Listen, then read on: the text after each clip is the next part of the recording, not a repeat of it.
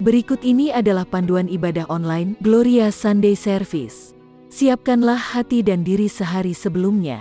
Berdoalah minta Tuhan mengarahkan hati Anda. Dan buat reminder jam ibadah di HP Anda. Berpakaianlah yang rapi dan sopan, sama seperti saat Anda ke gereja. Siapkanlah diri Anda 10 menit sebelum ibadah dimulai. Ambillah waktu teduh di hadapan Tuhan. Ikutilah seluruh ibadah dengan sepenuh hati, menyanyi, berdoa, serta duduk dan berdiri mengikuti arahan liturgis. Siapkan diri Anda saat persembahan, persiapkan HP untuk scan QR Code atau transfer. Bagi jemaat yang rindu untuk memberikan persembahan dan perpuluhan, dapat ditransfer melalui rekening berikut ini.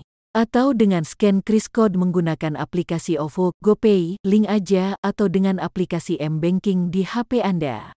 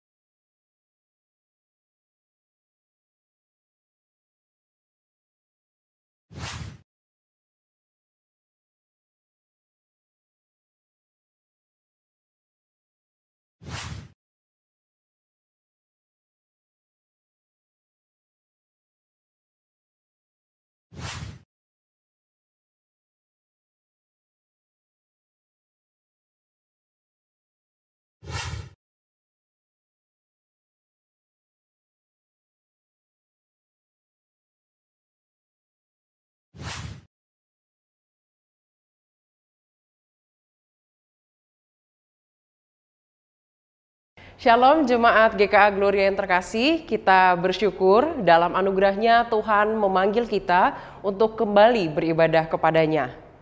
Kami menyambut saudara sekalian dimanapun saudara berada, mari kita bersehati beribadah bersama.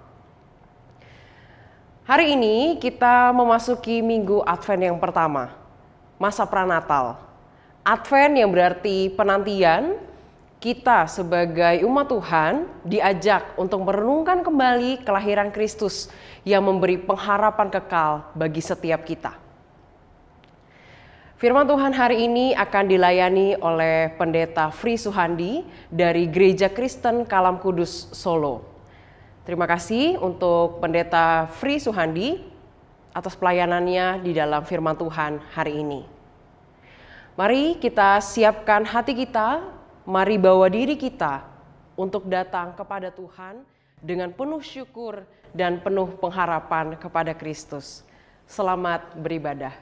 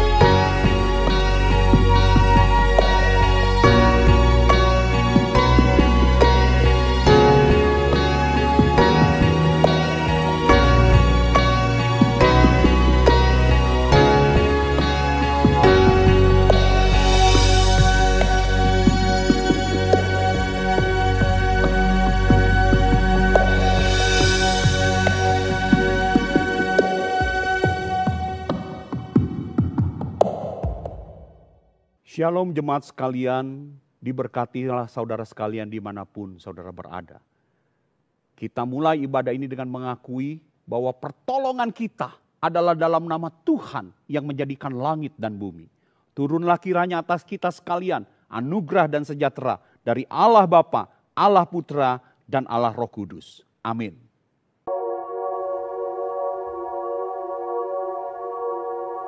Sebab dialah Allah yang layak menerima pujian dan hormat dari dulu, sekarang, sampai selama-lamanya. Berilah hormat hanya bagi Dia, hormat diberi.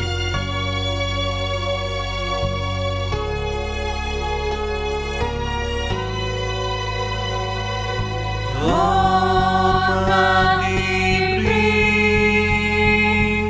bagi Bapa, Anak, dan Roh Kudus, dari mula sampai sekarang dan seterusnya.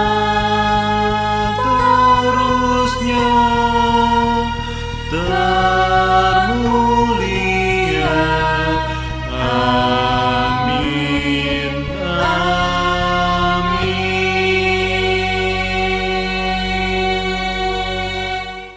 Bacaan bertanggapan. Hanya dekat Allah saja aku tenang, daripadanyalah keselamatanku. Hanya Dialah gunung batuku dan keselamatanku, kota bentengku, aku tidak akan goyah. Terpujilah Tuhan untuk selama-lamanya. Amin, ya amin. Sebab hanya Dialah Allah yang layak dipuji. Mari dengan segenap hati dan kerinduan kita angkat suara kita. Haleluya, haleluya.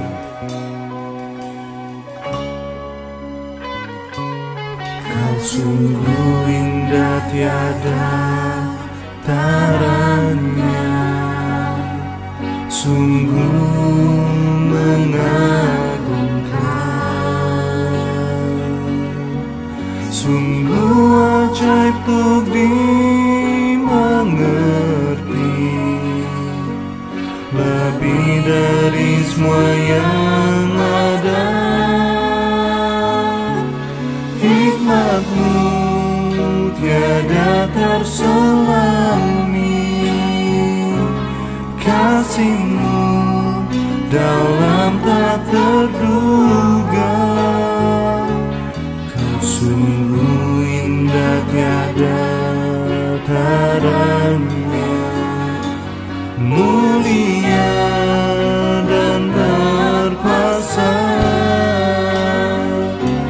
Ku kagum hormat akan Kau, ku kagum hormat akan Kau. Kau Allah yang layak dipuji, ku kagum akan Engkau.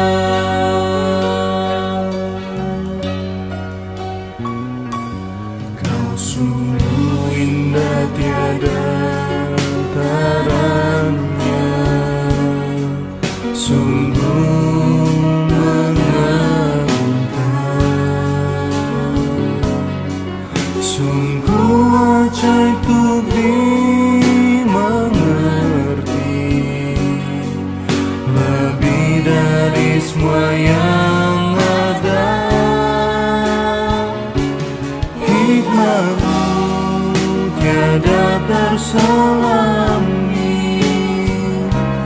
kasih-Mu dalam tak terduga. Kau sungguh indah tiada taranya, mulia dan berkuasa. Ku kagum hormat akan Kau, ku kagum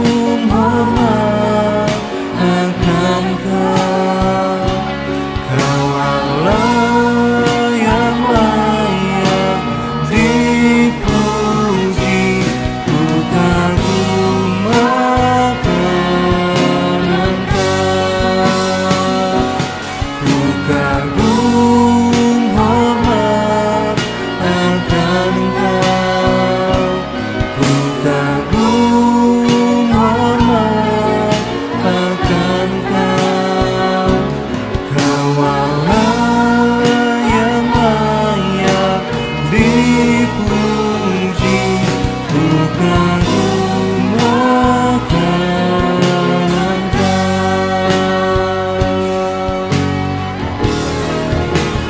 Oh, ku kagum hormat akan Engkau, ku kagum hormat akan Engkau. Kau Allah yang layak dipuji, ku kagum akan Engkau. Kau Allah yang layak dipuji, ku kagum akan Engkau. Kau Allah yang layak dipuji, ku kagum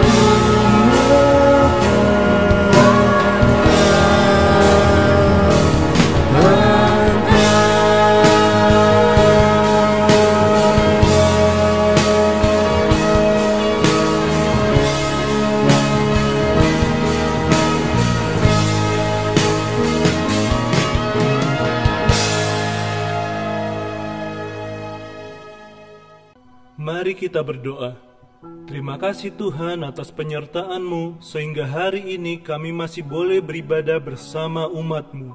Kiranya Engkau yang mau mengampuni dosa dan kesalahan yang kami perbuat, sehingga kami boleh dilayakkan untuk beribadah. Sertai jalannya ibadah ini dari awal hingga akhir, sehingga melalui ibadah ini, iman dan pengharapan kami boleh sekali lagi diteguhkan, dan kami boleh mendapatkan kekuatan untuk menghadapi hari-hari di depan. Hanya di dalam nama Tuhan Yesus Kristus, mari setiap kita yang percaya katakan, amin. Inilah berita anugerah yang terambil dari Roma 3 ayat 23 sampai 24. Karena semua orang telah berbuat dosa dan telah kehilangan kemuliaan Allah, dan oleh kasih karunia telah dibenarkan dengan cuma-cuma karena penebusan dalam Kristus Yesus. Jemaat dipersilakan duduk. Tidak terasa kita sudah memasuki minggu Advent yang pertama, yang disebut juga sebagai Minggu Pengharapan. Sungguh penantian akan Kristus itu memberikan pengharapan kepada kita. Oleh karena itu, mari bersama kita bersukacita, sebarkan berita baik pada semua orang bahwa Yesus Kristus Sang Juru Selamat telah lahir dan menyelamatkan umat manusia. Bersukacitalah, mari sambut Sang Raja Damai, Juru Selamat dunia, datang untuk menebus umatnya. Bersukacitalah, mari sambut Sang Raja Damai, Juru Selamat dunia, datang untuk menebus umatnya. Kabar sukacita untuk kita semua yang berharap kepadanya. Natal adalah kisah kasih yang terindah, kasih-Nya selamatkan setiap dosa manusia. Natal adalah kisah kasih yang terindah, Tuhan beserta kita Immanuel.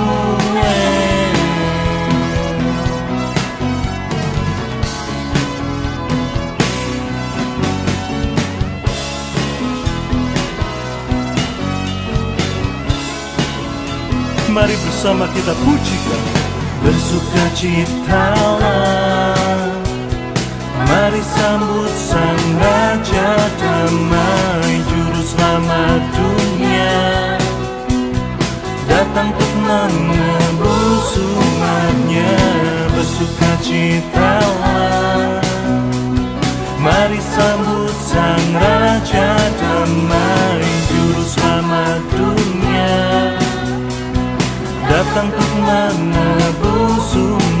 kepadanya kabar sukacita untuk kita semua yang berharap kepadanya.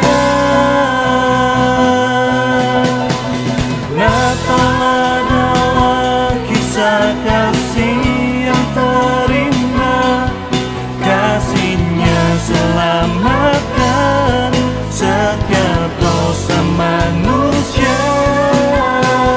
Natal adalah kisah kasih yang terindah, Tuhan beserta kita Immanuel.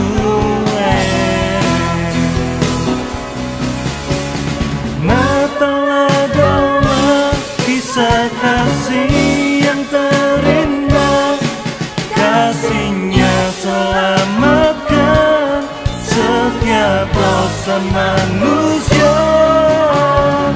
Natal adalah kisah kasih yang terindah, Tuhan beserta kita Immanuel.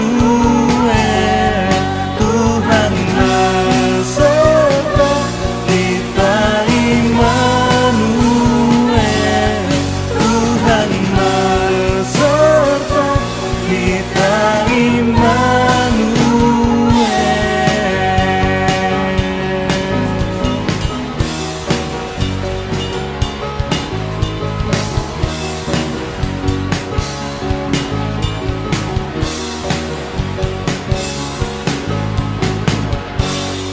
Berikan sorak-sorai kemuliaan bagi Tuhan kita. Haleluya. Hanya di dalam Kristus kita menemukan harapan kekal. Hanya di dalam Dia kita dapat bertahan melewati masa pandemi ini. Mari kita kembali menaruh harapan kita kepadanya.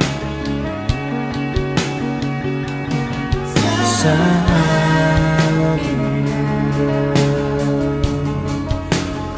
berhadapan denganmu, memandang wajahmu, Yesus kekasih jiwa.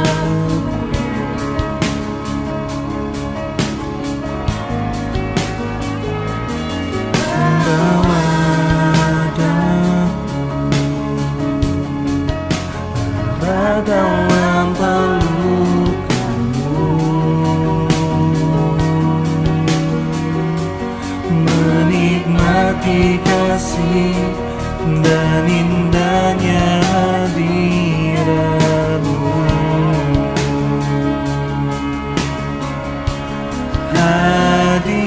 Hadiratmu Tuhan, ku rasakan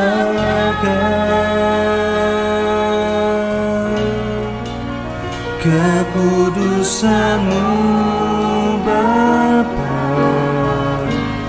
penuhiku. Ku rindu selalu diam dalam baitmu, menikmati kasih anugerah-Mu.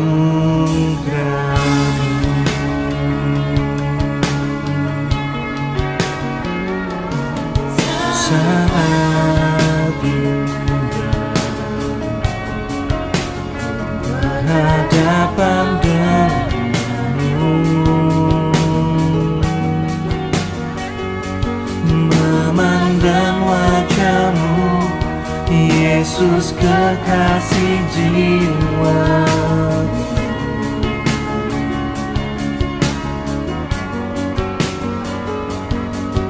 Bawa daku dalam pelukanmu,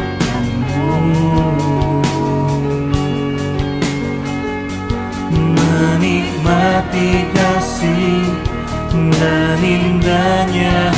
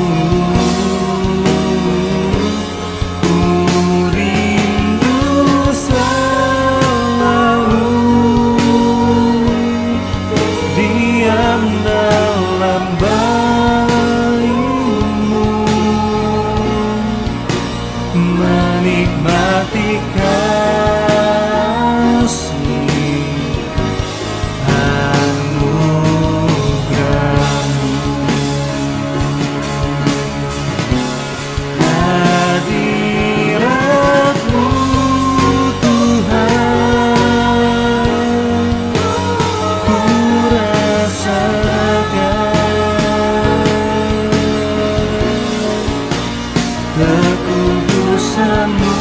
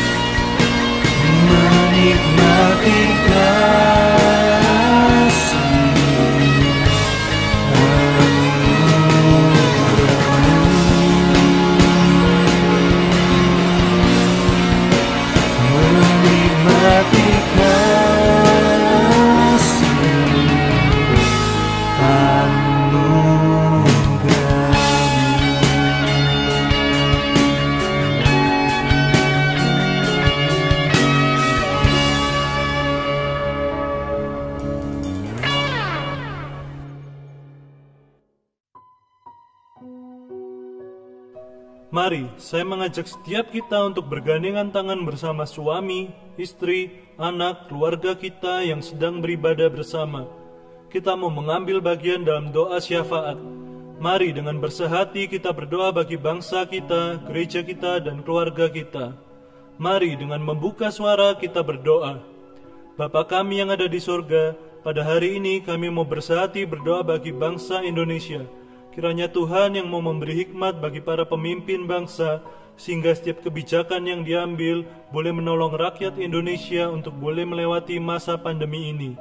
Kami juga mau berdoa bagi gereja kami, terutama bagi para majelis dan hamba Tuhan yang sedang mempersiapkan program-program tahun depan. Kiranya Engkau yang memberikan hikmat dan kebijaksanaan, sehingga setiap program yang ada nanti boleh menolong jemaat Tuhan untuk semakin bertumbuh iman dan kerohaniannya. Kami juga mau berdoa bagi keluarga kami, kiranya Tuhan yang mau menolong setiap anggota keluarga kami, berikan kami cinta kasih, damai sejahtera, sehingga keluarga kami boleh menjadi keluarga yang boleh memuliakan nama Tuhan. Kami mau menutup doa ini sesuai dengan doa yang telah Tuhan Yesus ajarkan. Bapa kami yang di surga, dikuduskanlah nama-Mu, datanglah kerajaan-Mu, jadilah kehendak-Mu di bumi seperti di sorga. Berikanlah kami pada hari ini makanan kami yang secukupnya, dan ampunilah kami akan kesalahan kami, seperti kami juga mengampuni orang yang bersalah kepada kami. Dan janganlah membawa kami ke dalam pencobaan, tetapi lepaskanlah kami daripada yang jahat, karena Engkaulah yang mempunyai kerajaan dan kuasa dan kemuliaan sampai selama-lamanya. Amin. Mari dengan tetap bangkit berdiri bersama gereja di sepanjang masa dan abad, kita mau mengikrarkan pengakuan iman kita. Pengakuan iman rasuli. Aku percaya kepada Allah, Bapa yang Maha Kuasa, Khalik langit dan bumi, dan kepada Yesus Kristus, anaknya yang tunggal, Tuhan kita, yang dikandung dari Roh Kudus, lahir dari anak darah Maria, yang menderita sengsara di bawah pemerintahan Pontius Pilatus, disalibkan, mati dan dikuburkan, turun ke dalam kerajaan maut. Pada hari yang ketiga bangkit pula dari antara orang mati, naik ke sorga, duduk di sebelah kanan Allah, Bapa yang Maha Kuasa, dan dari sana Ia akan datang untuk menghakimi orang yang hidup dan yang mati. Aku percaya kepada Roh Kudus, gereja yang kudus dan persekutuan orang kudus, pengampunan dosa, kebangkitan tubuh, dan hidup yang kekal. Amin. Jemaat dipersilakan duduk kembali. Mari kita persiapkan diri untuk mendengarkan firman Tuhan. Kiranya firman Tuhan yang akan kita dengarkan boleh menjadi kekuatan dan penghiburan bagi setiap kita. Di malam sunyi nan cerah,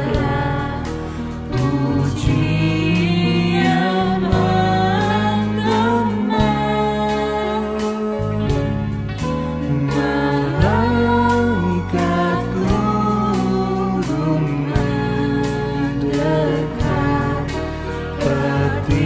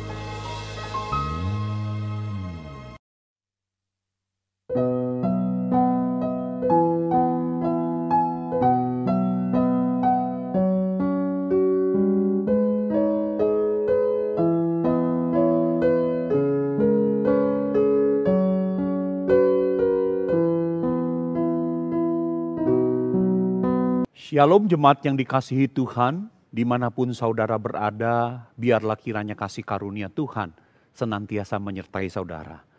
Mari kita bersama-sama kita membuka satu bagian firman Tuhan, dan sebelum kita membacanya, mari kita bersama-sama kita berdoa. Bapa di sorga, kami bersama-sama datang menghadap hadirat-Mu. Sebentar lagi firman-Mu akan kami baca, akan kami renungkan. Mohon hikmat marifat-Mu ya Tuhan menaungi kami sehingga kami boleh memahami kebenaran firman-Mu. Berikan telinga dan hati seorang murid kepada kami semua supaya kami boleh menjadi pelaku firman-Mu di dalam kami menjalani kehidupan kami sehari-hari. Urapi hamba-Mu yang penuh dengan kelemahan kekurangan, mampukan untuk menguraikan firman-Mu dengan jelas. Berbicaralah ya Tuhan, kami anak-anak-Mu siap untuk mendengarkannya. Demi nama Tuhan kami Yesus Kristus kami berdoa. Amin. Saudara, mari bersama-sama kita membuka satu bagian firman Tuhan. Yang pertama-tama kita membuka Mazmur 133. Mazmur 133. Tema yang diberikan kepada saya hari ini untuk diuraikan adalah tetap mesra atau tetap rukun di tengah-tengah pandemi yang melanda kita. Mazmur 133 berbunyi demikian. Sungguh alangkah baiknya dan indahnya apabila saudara-saudara diam bersama dengan rukun. Seperti minyak yang baik di atas kepala meleleh ke janggut, yang meleleh ke janggut Harun dan ke leher jubahnya. Seperti embun gunung Hermon yang turun ke atas gunung-gunung Sion. Sebab kesanalah Tuhan memerintahkan berkat kehidupan untuk selama-lamanya.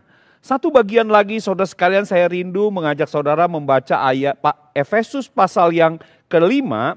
Efesus pasal yang kelima, ayat yang ke-18 hingga ayat yang ke-21. Efesus 5 ayat 18 hingga 21 berbunyi demikian. Dan janganlah kamu mabuk oleh anggur, karena anggur menimbulkan hawa nafsu. Tetapi hendaklah kamu penuh dengan roh, dan berkata-katalah seorang kepada yang lain di dalam mazmur, kidung pujian dan nyanyian rohani, bernyanyi dan bersoraklah bagi Tuhan dengan segenap hati. Ucaplah syukur senantiasa atas segala sesuatu dalam nama Tuhan kita Yesus Kristus kepada Allah dan Bapa kita.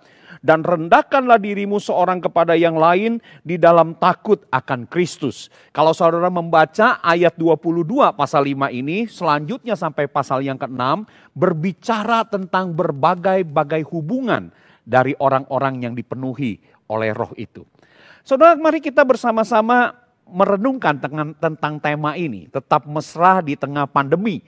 Tapi sebelum saya menguraikannya, saya mendapat data dari Jawa Timur. Saudara, data dari Jawa Timur, data perceraian dan pernikahan dini di Jawa Timur akibat pandemi ini sungguh sangat mengagetkan saudara sekalian. Kasus perceraian tahun 2019 itu terjadi 8.303 kasus. Sedangkan saudara sekalian selama masa pandemi hingga September 2020, kasus yang harus ditangani tentang perceraian itu adalah 55.747 kasus. Betapa mengerikannya. Di samping itu juga ada kenaikan kasus pernikahan dini. Tahun 2019 5.127 orang yang menikah dini. Married by accident, menikah karena kejadian sesuatu. Nah, saudara sekalian, sedangkan hingga September 2020 itu ada kenaikan, yaitu menjadi 6.084 orang yang dinikahkan di dalam pernikahan dini. Saudara lihat, saudara sekalian, ngeri ya. Pandemi ini bukan hanya menggoyahkan sendi-sendi perekonomian, sendi-sendi kehidupan sosial masyarakat, tetapi juga sendi-sendi kehidupan keluarga. Saudara, kalau kita melihat data perceraian dari 8.303, kemudian saudara sekalian itu 1 tahun 2019. Kemudian dari Januari hingga September 2020 menjadi 55.747 kasus. Saudara, memang tidak heran saudara sekalian. Karena ada satu survei kecil-kecilan juga yang pernah dilaksanakan untuk orang-orang yang sudah menikah di atas 10 tahun ditemukan saudara sekalian. 85% dari mereka yang sudah menikah di atas 10 tahun tidak puas dengan pernikahan mereka. Atau boleh dikatakan tidak bahagia, sengsara karena pernikahan mereka. 10% mereka mengatakan cukupan, bolehlah, lumayan begitu. Hanya 5% yang mengatakan bahwa mereka bahagia di dalam pernikahan mereka. Maka itu saudara sekalian, kalau sekian banyak orang, 85% ditemukan tidak puas dengan pernikahannya. Dan kemudian mengalami sebuah tekanan masa-masa pandemi ini, tidak heran saudara. Kasus perceraian itu semakin meningkat. Nah, saudara-saudara sekalian, apalagi saudara di tengah-tengah pandemi ini kedekatan itu semakin dekat, stres itu semakin banyak. Tidak heran terjadi banyak perceraian. Tapi itulah kenyataan pernikahan saudara sekalian. Rasanya begitu mudahnya orang berkata, yuk nikah, yuk cerai. Saudara, itu pernikahan mudah untuk dimulai, tetapi sulit untuk dipertahankan. Mudah untuk jatuh cinta, tetapi begitu sulitnya untuk membangun cinta. Yaitu dengan memelihara kerukunan dan kemesraan hidup di dalam berkeluarga. Saudara, Mazmur 133 ini adalah satu nasihat yang begitu indah bagi kehidupan kita di dalam kita membangun hubungan-hubungan kita. Saudara, Mazmur 133 ini tidak perlu ditafsirkan terlalu sulit. Berkata dengan lugas, saudara, yang mengatakan begini, sungguh alangkah baiknya dan indahnya apabila saudara-saudara diam bersama dengan rukun. Saudara, di mata Tuhan itu bukan hanya baik tapi juga indah. Saudara bayangkan, ini luar biasa saudara ya. Karena apa? Banyak hal-hal yang baik tidak indah kelihatannya. Dan seringkali banyak hal-hal yang indah kurang begitu baik saudara sekalian. Tetapi saudara, Alkitab mengatakan sungguh alangkah baik dan indahnya. Apa yang baik dan indah di dalam pandangan Tuhan ini? Yaitu jikalau saudara-saudara hidup dengan rukun. Yaitu kalau umat Allah itu hidup bersama dengan rukun. Dan harus kita akui saudara sekalian. Sungguh alangkah baik dan indahnya kalau keluarga-keluarga juga hidup rukun. Kenapa? Karena keluarga itu adalah satu komunitas yang paling terkecil di dalam kehidupan umat Allah. Di situ dikatakan sungguh alangkah baik dan indahnya jika saudara hidup rukun. Bahkan sampai kemudian diberikan sebuah ilustrasi yang begitu indah. Seperti minyak yang begitu mahal. Yang ketika di dalam pengurapan seorang imam besar itu dicurahkan. Itu meleleh dari atas kepala ke janggut sampai ke leher jubah. Wow saudara, kebaikan dan keindahan itu digambarkan seperti sebuah minyak yang sangat berharga dan sangat unik dipergunakannya. Yaitu untuk penabisan seorang imam. Bahkan kemudian diumpamakan seperti embun dari gunung Hermon yang turun ke gunung-gunung Sion. Satu aliran-aliran air yang memberikan kehidupan kepada semua yang hidup di gunung-gunung Sion itu. Itu yang dilihat oleh Allah. Sungguh alangkah baik dan indahnya kalau satu komunitas umat Allah itu hidup rukun. Dan karena itu baik dan indah di mata Tuhan, maka kemudian dikatakan sebab kesanalah Tuhan memerintahkan berkat kehidupan untuk selama-lamanya. Saudara bayangkan berkat di mana-mana itu diperintahkan hadir di tengah-tengah orang yang hidup rukun oleh Allah, sang sumber berkat itu. Bahkan berkat itu bukan berkat biasa saja saudara, tetapi berkat yang berisi kehidupan untuk selama-lamanya. Maka itu saudara sekalian, kita bisa simpulkan dari Mazmur 133 ini. Yaitu bahwa hidup rukun itu adalah wadah yang indah bagi Tuhan untuk ia menaruh berkat kehidupan. Prinsip ini saya kira berlaku di dalam kehidupan kita sebagai suami istri, sebagai keluarga, sebagai gereja dan lain sebagainya. Kalau kita ingin pernikahan kita diberkati dengan kehidupan selama-lamanya oleh Tuhan. Kalau kita ingin keluarga inti kita diberkati. Kalau kita ingin keluarga besar kita diberkati. Kalau kita ingin gereja kita diberkati. Simpel saudara yang Tuhan minta. Hidup rukun. Itu aja saudara sekalian. Jadi jangan pernah berharap tercurahnya berkat kehidupan sejati jika saudara dan saya tidak pernah mau berjuang dan berkorban untuk hidup rukun. Sebab saudara sekalian di atas kerukunan inilah. Kerukunan itu adalah fondasi yang kokoh untuk hadirnya dan bertumbuhnya kemesraan yang kudus di dalam satu hubungan. Tanpa kerukunan tak akan mungkin ada yang namanya kemesraan yang kudus. Maka itu saudara betapa pentingnya hidup rukun di dalam kehidupan kita. Perjuangkan itu saudara sekalian. Maka saya mau katakan, kalau orang yang bijak dia mau memperjuangkan kehidupan rukun di tengah keluarga, maka betapa bodohnya kalau ada keluarga yang suka ribut gara-gara hal yang sepele. Betapa bodoh orang-orang seperti itu. Saudara, satu hari ada cerita seorang kakek dan nenek jalan-jalan di sebuah taman. Mereka orang yang sudah berusia lanjut, seusai makan siang, sore-sore itu sudah mulai agak gelap, saudara sekalian. Mereka jalan-jalan di taman menikmati kebersamaan yang menakjubkan. Nah, saat mereka sedang menikmati kebersamaan yang menakjubkan, saudara tiba-tiba lewat segerombolan unggas. Segerombolan unggas itu berlarian, ya memang sekelebat saudara sekalian ya.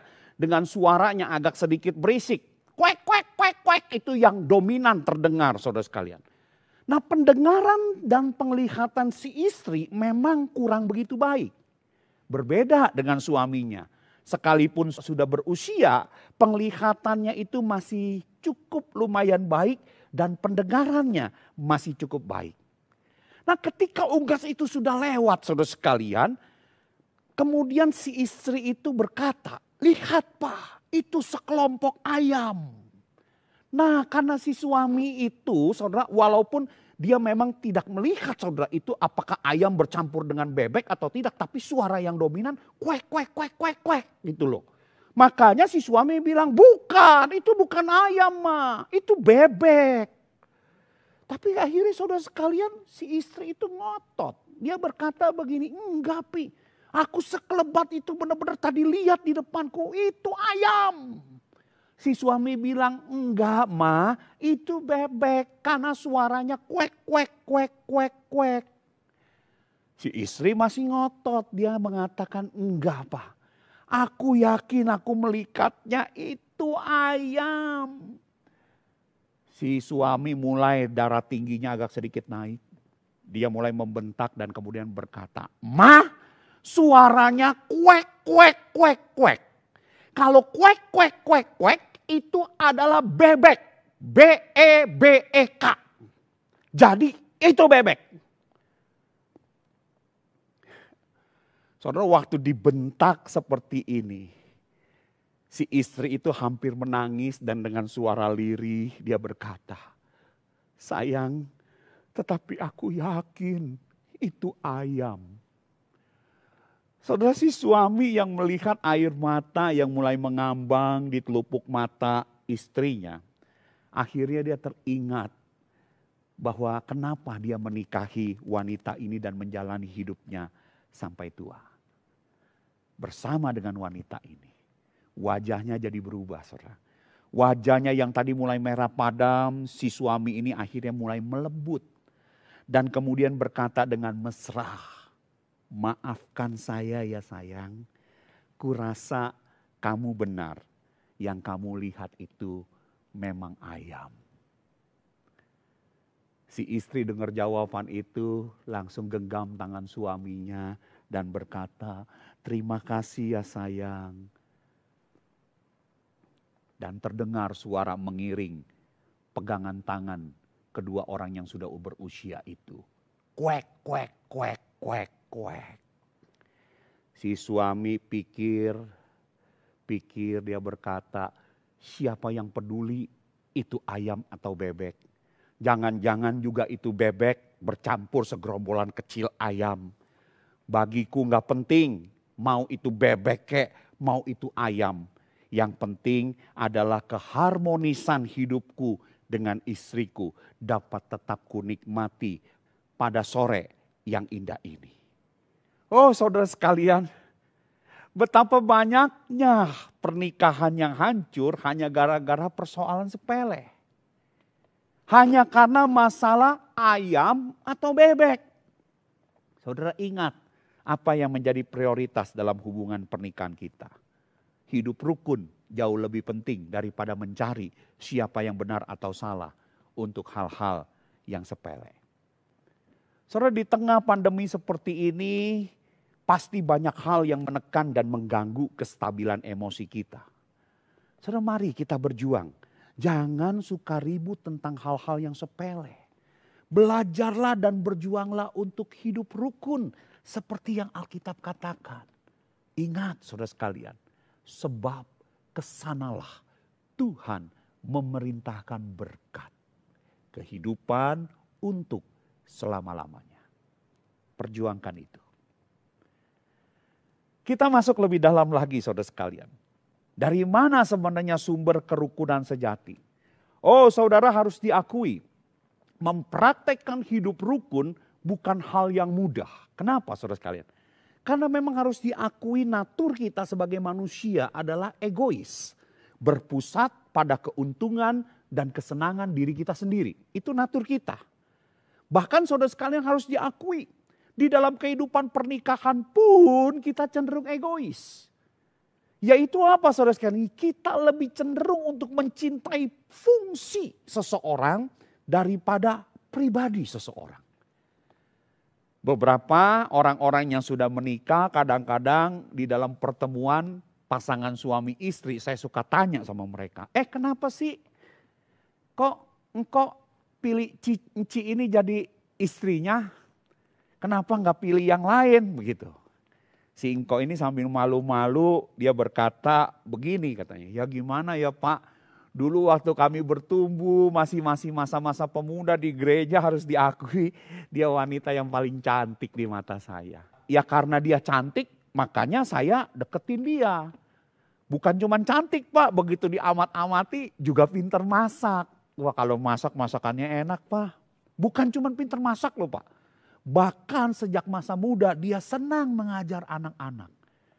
Wah kalau wanita kayak begini kan saya nikahin Pak. Hidup saya tuh terjamin. Semuanya itu pasti beres. Punya istri cantik, makanan terjamin baik, senang mengajar. Kalau seandainya saya punya anak 5 atau 6 orang, pasti dia juga sanggup mengajarnya. Oh gak salah saudara sekalian, baik. Saya tanya lagi sama si Enci, Ci kenapa Enci mau sama si engkau? Ya gimana sih Pak, walaupun gak ganteng, tapi pria ini dulu di dalam kumpulan kami pria yang paling pinter. Bukan cuman pinter Pak, rajin kerja. Bukan cuman rajin kerja, orangnya juga ngemong, melindungi sama wanita seperti saya. Ya sudahlah begitu saya dekat dengan dia, hati saya langsung kelepek. Begitu Pak, makanya kami menikah. Nah saudara, itu berbagai alasan. Tapi kalau kita mau cermati saudara sekalian, alasan kita memilih pasangan hidup pun kalau alasannya seperti itu saudara, saya mau tanya. Sesungguhnya yang kita cintai pribadinya atau fungsinya? Kita sih ngomong I love you saudara sekalian. Tapi seringkali di balik perkataan aku cinta padamu, yang kita cintai sebenarnya adalah fungsinya seseorang. Dan ketika fungsi itu sudah tidak lagi bisa kita nikmati, banyak orang-orang tertentu yang sudah kehilangan akhirnya kerukunan dan kemesraannya.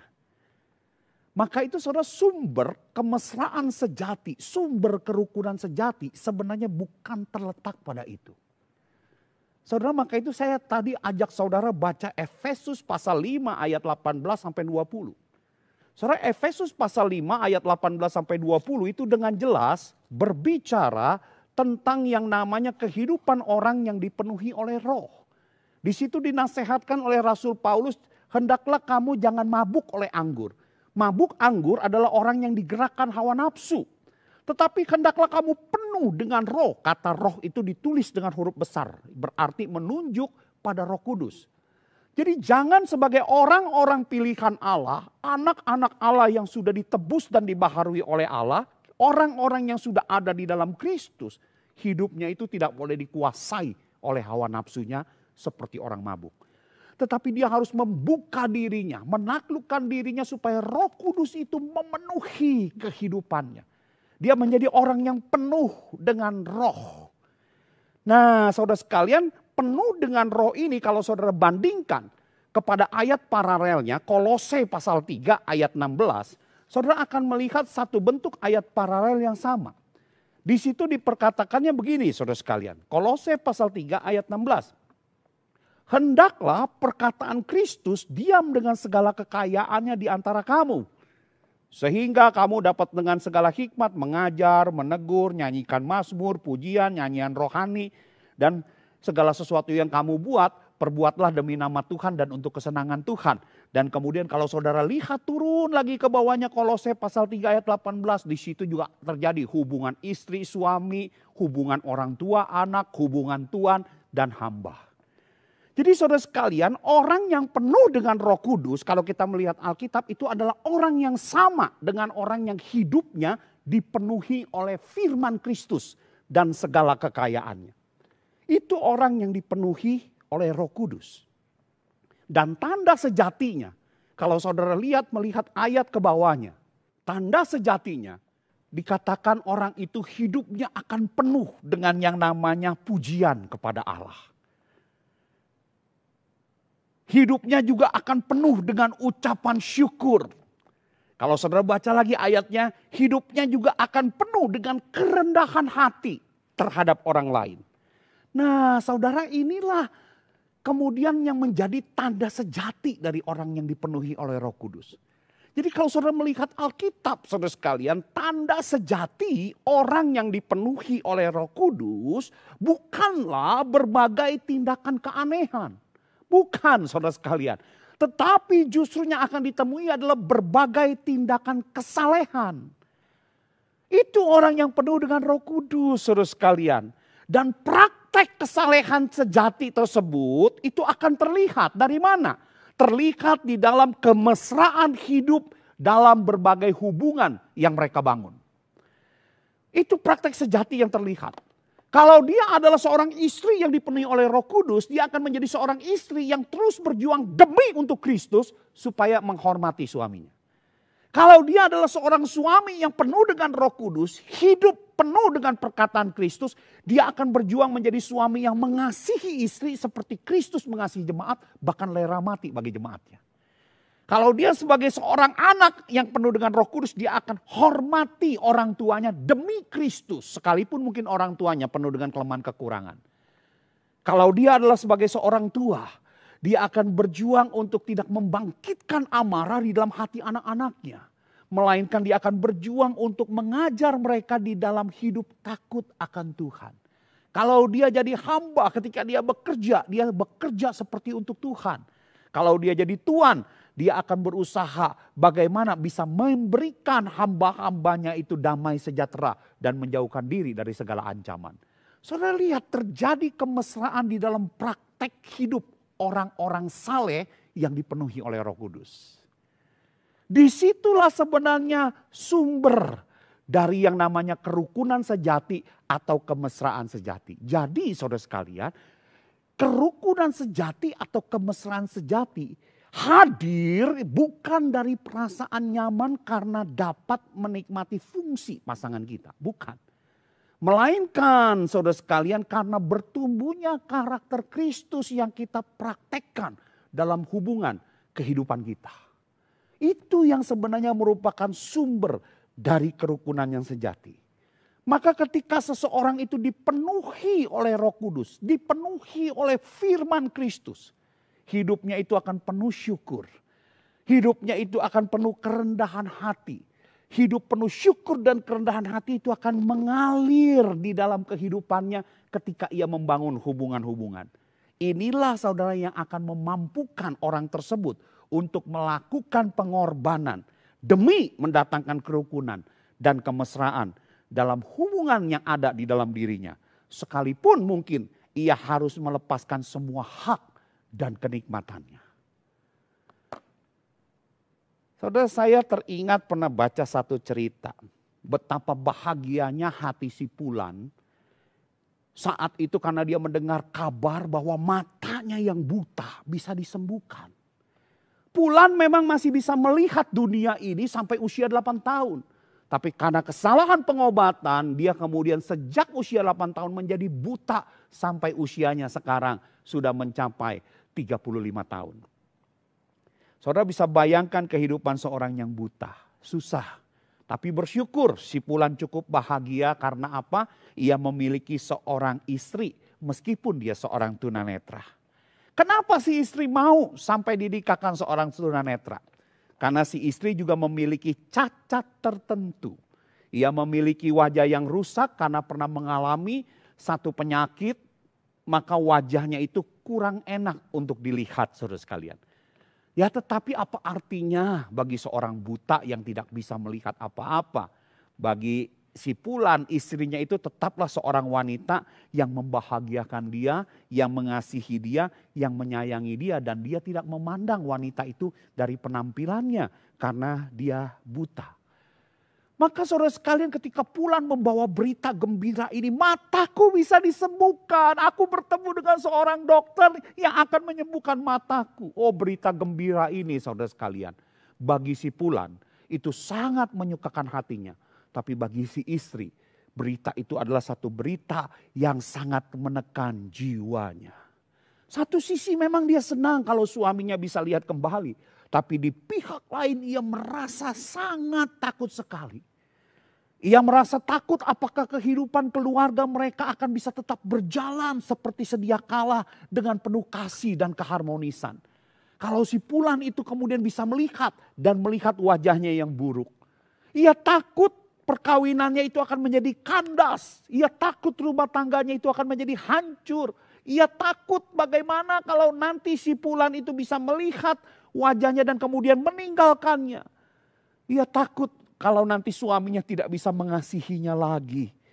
Bahkan ia berdoa kepada Tuhan mohon pengampunan dosa. Kenapa saudara sekalian? Karena ia merasa begitu bersalah. Sebab ia tidak mampu berbagi rasa dan turut merasakan perasaan gembira bersama suaminya. Dia merasa dia terlalu egois dengan perasaan takutnya itu. Karena ia terlalu mengasihi suaminya. Nah saudara sekalian, semakin mendekati hari AH-nya, pelaksanaan pengobatan itu, si Pulan hatinya makin gembira. Tapi si istri justru hatinya itu semakin takut. Perasaan takut ini dan perubahan dari si istri itu bisa dirasakan oleh si Pulan. Istrinya yang dulu gembira, sekarang itu seperti orang yang menjadi pendiam. Kurang bersemangat di dalam menjalani hidup dan suka murung dan suka melamun. Kalau ditanya tiba-tiba kaget dan jawabnya itu tidak sesuai dengan apa yang ditanya. Si Pulan bisa rasakan itu. Maka saudara sekalian ketika hari H si Pulan akan berangkat untuk berobat. Bel itu ditekan berbunyi, si Pulan jalan keluar untuk pergi bersama orang yang menjemputnya. Si istrinya tidak sanggup lagi untuk mengantar si Pulan keluar. Karena apa? Begitu takutnya dan dia sudah tidak bisa lagi menahan rasa takut itu. Maka yang dilakukan dia membiarkan suaminya itu pergi keluar. Sementara dia masuk ke dalam kamarnya berlutut di samping ranjang pengantinnya. Dia berdoa di sana dengan bercucuran air mata membasahi ranjang itu. Saudara sekalian ketika dia lagi berdoa begitu sungguh-sungguh saudara sekalian. Dengan air mata terurai tiba-tiba dia merasakan kepalanya itu dijamah oleh sebuah jamahan tangan. Dan kemudian tangan itu membelai kepala itu dengan lembut. Saudara, dia begitu kaget. Dia pikir jangan-jangan ini malaikat Tuhan yang ingin menguatkan saya. Maka dia nengok ke belakang. Saudara, betapa kagetnya ketika dia nengok ke belakang, saudara sekalian. Ternyata yang berdiri di belakang itu adalah sipulan suaminya. Sambil tetap membelai kepala istrinya itu, sipulan itu berkata, "Ma, saya tidak jadi pergi. Saya telah membatalkan jadwal operasinya. Bagi saya, kasih sayangmu adalah jauh lebih indah dan lebih berharga daripada bisa melihat. Biarlah saya tetap buta sampai dengan akhir ajal saya. Yang penting kita bisa berkumpul dengan penuh kasih sayang untuk selama-lamanya." Saudara lihat, cinta memberi pengorbanan. Itu cinta sejati. Saudara, ada pepatah yang mengatakan bahwa jatuh cinta itu buta. Tetapi bagi sipulan yang memiliki cinta sejati, rela buta itu cinta. Saudara, bagaimana dengan kehidupan kita? Hari ini kita sudah menjadi inisiator belum untuk terjadinya kerukunan dalam hidup keluarga kita? Pengorbanan apa yang saudara dan saya sedang lakukan dan perjuangkan demi kebaikan pasangan kita atau keluarga kita? Oh saudara, kalau kita mikir tidak ada pengorbanan, ternyata yang ada adalah kita terus menuntut hak-hak kita. Wah saudara sekalian, berarti saudara dalam pandangan saudara hidup rukun bukanlah hal penting dalam hidupmu. Maka jika hidup rukun itu tidak penting, bagaimana mungkin bisa hadir kemesraan dalam hubungan keluarga? Kalau hidup rukun itu tidak penting, bagaimana Tuhan mau mencurahkan berkat yang adalah kehidupan selama-lamanya itu dalam hidup saudara? Saudara, mari kita pikir, hari ini kita menjadi orang-orang yang rela melepaskan hak atau orang yang selalu menuntut hak? Saudara, kapan terakhir kita melakukan pengorbanan bagi keluarga kita? Saudara, kalau kita begitu sulit menjawabnya, kapan kita terakhir melakukan pengorbanan? Jangan-jangan saudara sekalian, selama ini kita bukan orang yang hidup di dalam kepenuhan roh dan firman Kristus. Melainkan orang yang hidup dengan penuh keegoisan diri dan selalu menuntut hak kita seperti orang yang mabuk anggur. Saudara, bagaimana kehidupan kita? Bukankah saudara dan saya itu adalah umat tebusan Allah yang ditebus oleh Tuhan Yesus Kristus? Iya saudara sekalian. Iya. Kalau saudara dan saya adalah umat tebusan Kristus, kita harus hidup seperti Kristus.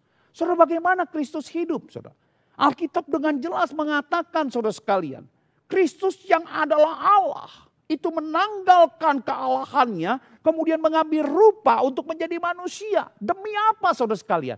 Demi untuk menciptakan kemesraan hubungan antara Allah yang suci dengan kita yang berdosa. Untuk bisa ada jalan itu, dia tanggalkan haknya, dia kekang keilahiannya, dia turun ke dalam dunia. Saudara, itu pengorbanan yang luar biasa saudara sekalian. Bukan hanya itu saudara, dia turun lahir bukan di istana, tapi lahir di kandang domba. Demi untuk saudara dan saya. Lahir di palungan yang begitu kotor, demi untuk membersihkan hati saudara dan saya yang begitu kotor dari dosa-dosa ini. Supaya hubungan yang mesra antara kita yang berdosa dengan Allah yang kudus itu bisa tercipta. Tapi tidak murah juga harganya, tidak berhenti sampai di kandang domba. Besar dia menyelusuri jalan menuju yang namanya Yerusalem dan Golgota. Itu yang Yesus lakukan. Di Golgota saudara sekalian dia berikan dirinya. Terima segala sesuatu yang begitu menyakitkan bagi dirinya sampai terpantek di atas kayu salib. Demi apa? Demi terciptanya hubungan mesra saudara dan saya dengan Allah yang suci. Yesus lakukan itu. Pengorbanan yang habis-habisan untuk orang yang tidak layak seperti saudara dan saya.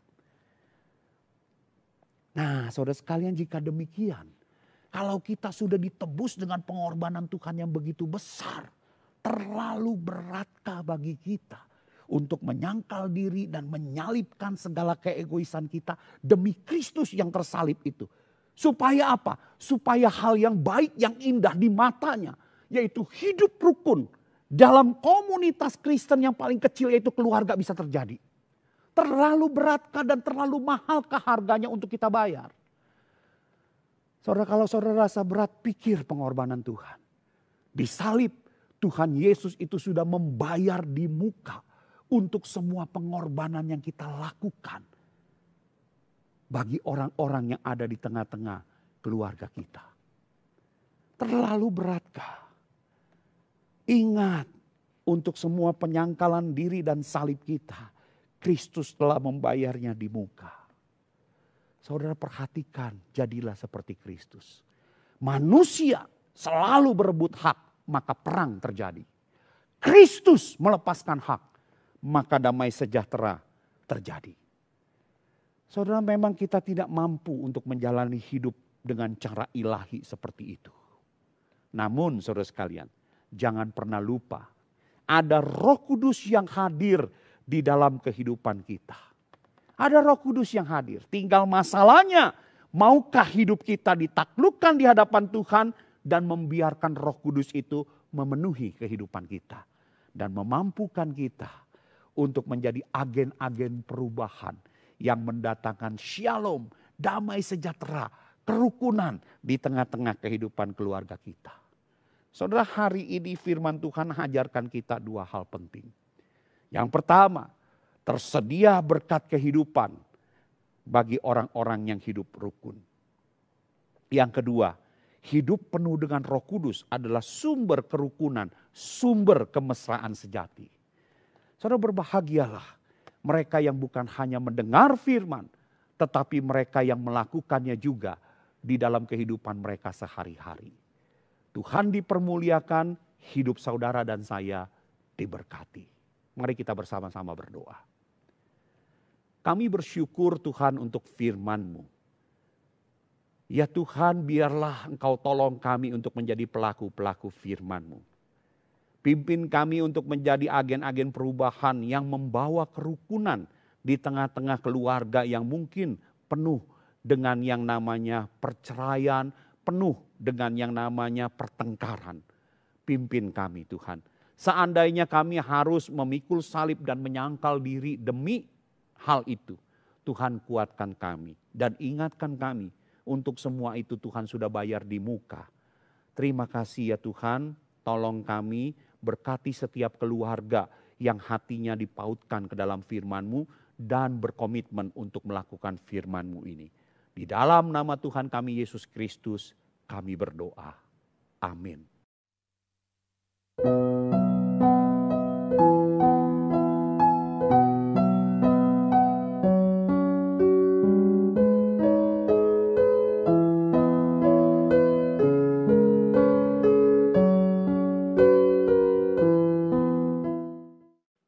Selamat pagi, jemaat Tuhan yang saya kasihi dalam Kristus Yesus. Waktu berlalu dengan cepat sekali dan tak terasa, minggu depan kita telah memasuki bulan Desember. Bulan Desember mengingatkan kita akan kelahiran Tuhan Yesus. Satu peristiwa yang membawa sukacita dan pengharapan bagi dunia. Maka dalam rangka memperingati dan merayakan kelahiran Tuhan Yesus, GKA Gloria akan mengadakan kebaktian dan perayaan Natal gabungan pada hari Jumat 25 Desember jam 9 pagi. Kebaktian ini akan diadakan secara live streaming melalui channel YouTube GKA Gloria atau link-link yang akan dibagikan kepada jemaat. Panitia Natal telah menyusun satu rangkaian acara yang menarik dan firman Tuhan akan disampaikan dalam dua bahasa. Mohon jemaat dapat mengikuti kebaktian dan perayaan Natal ini dengan sukacita. Yang berikutnya adalah tentang persembahan Natal. Sehubungan dengan Natal, kami mengajak jemaat dapat memberikan persembahan Natal sebagai ungkapan rasa syukur atas pemeliharaan dan kasih Tuhan kepada kita sepanjang tahun 2020. Persembahan Natal dapat ditransfer ke rekening BCA GKA Gloria berikut ini.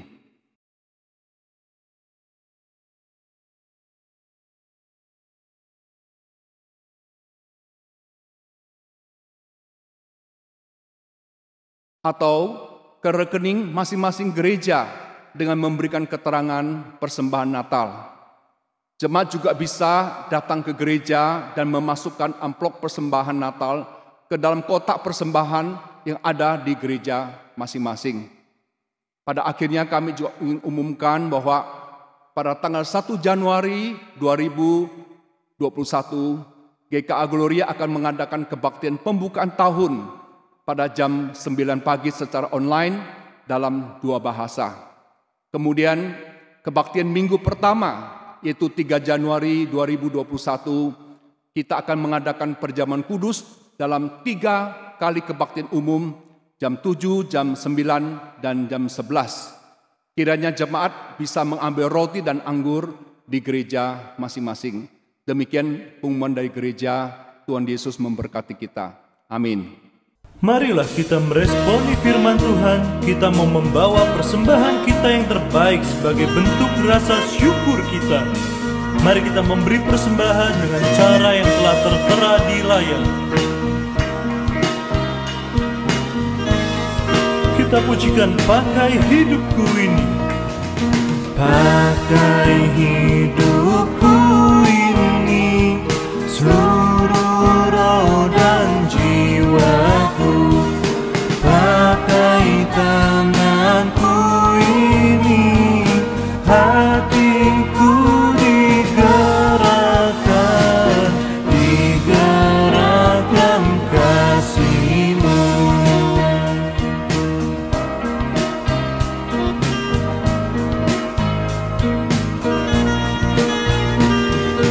Pakai kakiku ini, tiap langkah ikut-Mu.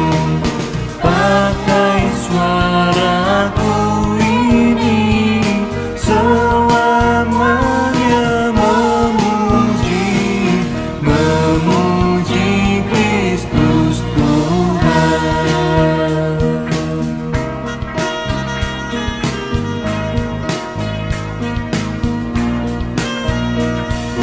Pakai mulutku ini, memberitakan Injil-Mu.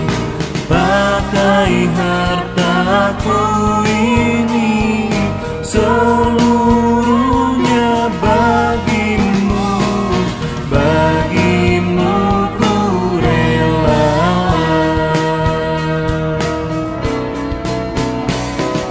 Pakai hidupku, oh Tuhan.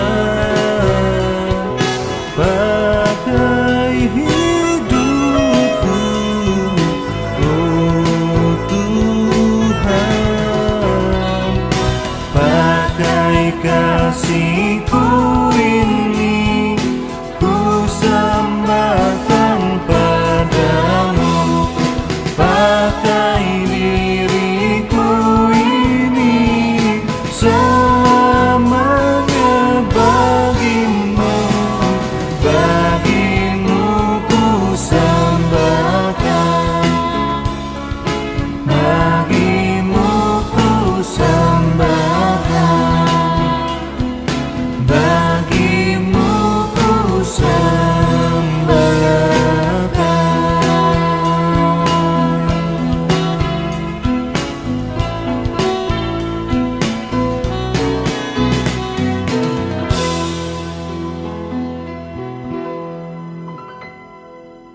Tuhan, terima kasih Tuhan, Engkau telah memberikan berkat bagi kami semua. Pada saat ini kami telah memberikan yang terbaik untuk Tuhan.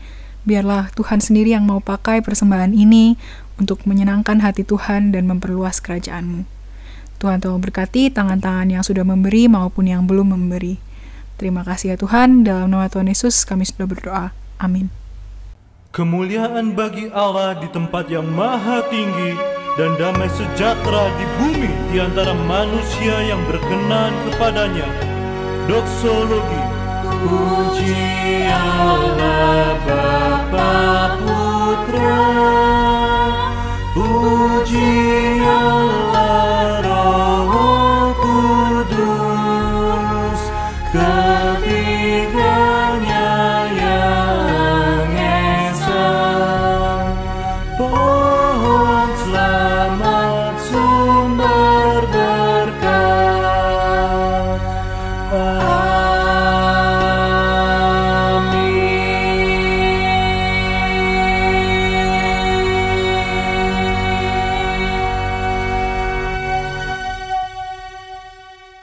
Mari kita bersama-sama menerima berkat dari Tuhan Allah kita.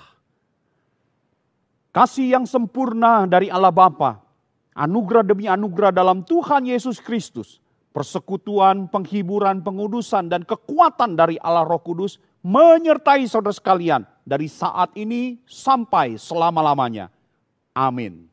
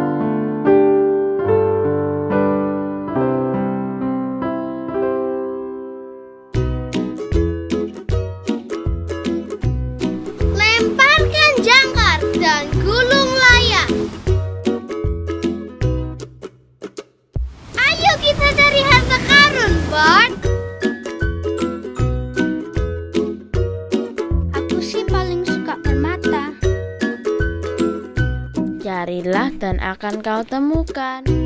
Bajak laut itu keren dan luar biasa. Ketemu emas ya? Kok kayaknya beneran ada ya? Selamat datang di Treasure Island.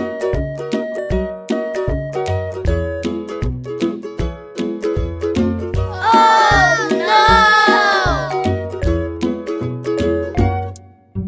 Ayo keluar, Lost Pirate!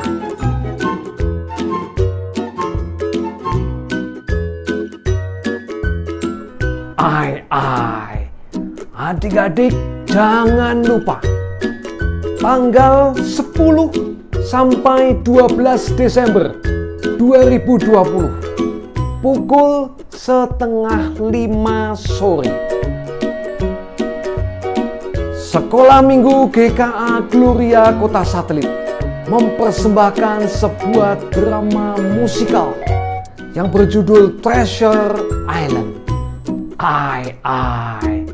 Saksikan drama musikal ini dan adik-adik juga bisa mendapatkan harta yang sangat berharga itu.